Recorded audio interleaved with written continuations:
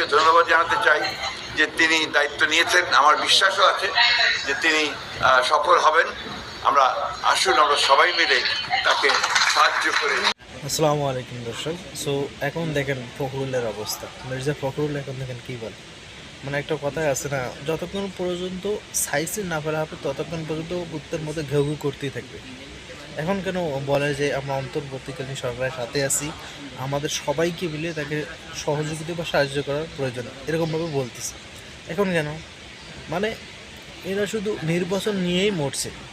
So দেশটা কত সুন্দরভাবে চলতেছে, এখন চলুক না, আমরা এদেরকে সহযোগিতা করে দেশটাকে আরও অনেক মানে এগিয়ে নিয়ে যাবো।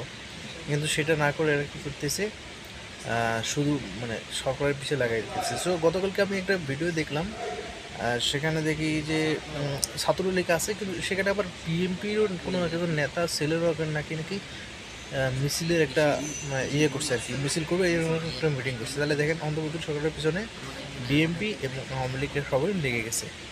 এই যা কিছুই করুক না কেন আমরা এটা ছাড়বো না।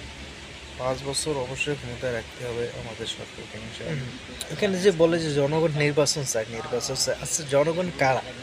মানে ওদের যে দল আছে, ওদের যে দলের ভিতরে যারা মানে নেতা কোথাগুলো আছে, তাদের ছেলে মেয়ে বা তারাই হচ্ছে জনগণ। ওরাই এখন যাচ্ছে যে নির্বাচন।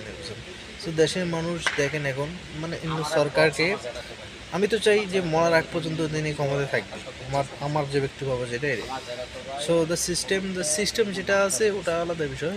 দেশ আমাদের চলছে না, আমরা জনগণ যেটা যাবো সেটাই সিস্টেম খালি বাড়ি।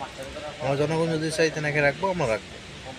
সো দেখেন বাংলাদেশের সবগুলো দলেই রাখতে যাচ্ছে, শুধু একটা দল বাদ দিয়ে। কারণ এরা সবগুলো ভারতের উপর ভর করে এরা ক্ষমতা আসতেছে, আর ভারত যেটাই বলতেছে সেটাই শুনে আমাদের অন্তর্বর্তী সরকারের পিছনে লেগে গেছে। ঠিক আছে, এটা আমরা কখনো হতে দেবো না, কখনো না, উই উইল নেভার।